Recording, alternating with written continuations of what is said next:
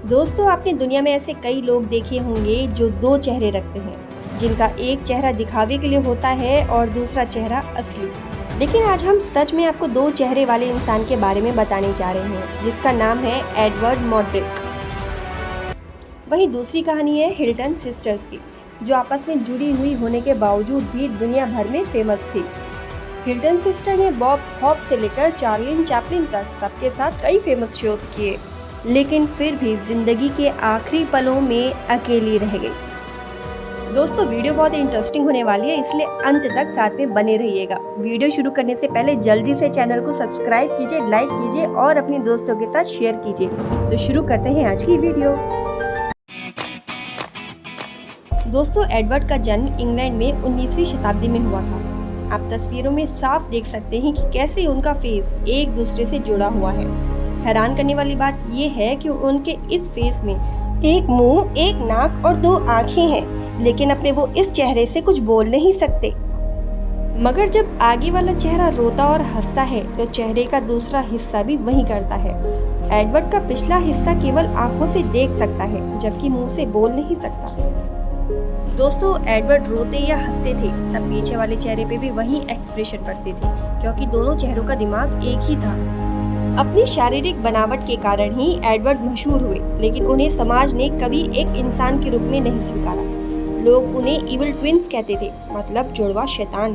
दोस्तों, एडवर्ड अपने इस दूसरे चेहरे की वजह से एक नॉर्मल लाइफ नहीं जी पा रहे थे, जिस वजह से वो काफी परेशान भी हो चुके थे।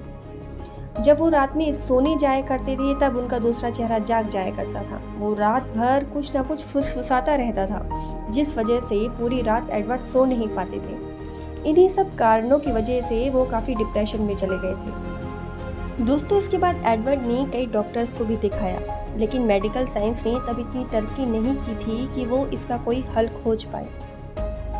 वैसे तो वो काफ़ी मिलनसार व्यक्ति थे, लेकिन लोग उन्हें घृणा करते थे। बच्चे उन्हें देखकर डर जाया करते थे, हर कोई उनसे दूर ही भागता था। समाज में इनके प्रति इतनी दहशत थी कि अंत में एडवर्ड ने 23 साल की उम्र में सुसाइड कर लिया था और उनकी आत्महत्या भी पूरी दुनिया की सुर्खियों में आ गई।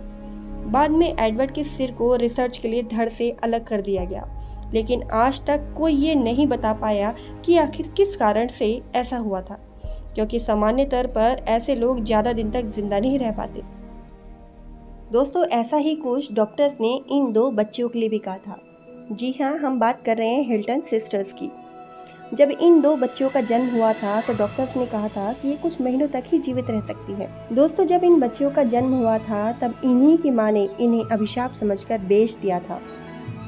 दोस्तों, मैरी हिल्टन वो महिला थी जिन्होंने इन बच्चियों को खरीदा था, क्योंकि उन्हें इन बच्चों से पैसे कमाने के कई जरिए दिखाई दे रहे थे। दोस्तों, वो समय ऐसा था जब इस तरह के बच्चों को सर्कस या इस तरह के अन्य व्यवसायों में लगाकर अच्छे खासे पैसे कमाए जा सकते थे।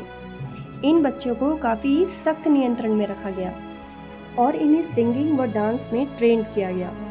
दोस्तों, हिल्टन सिस्टर ने पहली बार 1911 में ब्रिटेन में द यूनाइटेड ट्विंस के रूप में पहला शो किया। इसी के साथ उन्होंने जर्मनी, ऑस्ट्रेलिया और फिर 1916 में अमेरिका में भी कई शोज किए।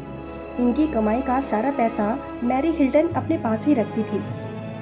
दोस्तों, मैरी हिल्टन के मरने के बाद उनकी बेटी ने इन दोनों बहनों की कमान संभाली और इनसे खूब पैसे कमाए। लेकिन दुख की बात तो ये है कि उसमें से 1 सेंट भी इन हिल्टन सिस्टर्स को नहीं मिलता था। हिल्टन सिस्टर की बायोग्राफी इस तरह के कई राजों को खोलती है। उनकी बायोग्राफी में ये भी लिखा है कि मैरी हिल्टन की बेटी और उनके पति मेयर उन्हें किसी से मिलने की इजाज़त नहीं देते थे। हिल्टन सिस्टर ने अपनी बायोग्राफी में लिखा कि उन्हें किसी काम को मना करने पर बेल्टों से पीटा जाता था। दोस्तों, फिर एक समय ऐसा भी आया कि हिल्टन सिस्टर के शो से लोग अब बोर हो चुके थे। उनके शो में अब ज़्यादा लोग नहीं आया करते थे। दोस्तों, क्योंकि अब इनसे कुछ ज़्यादा खास कमाई नहीं हो रही थी, इसी के चलते उन दोनों बहनों को अकेले उन्हीं के हाल पे छोड़ दिया गया। बाद में इन दोनों बहनों ने एक छोटी सी दुकान पर काम करके अपनी पूरी जिंदगी गुमनामी में बिताई।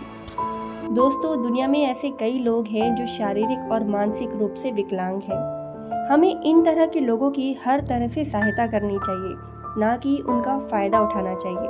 आप भी मेरी बात से सहमत हैं तो जल्दी से इस वीडियो को लाइक कीजिए, सब्सक्राइब कीजिए। मिलते हैं अगले वीडियो में।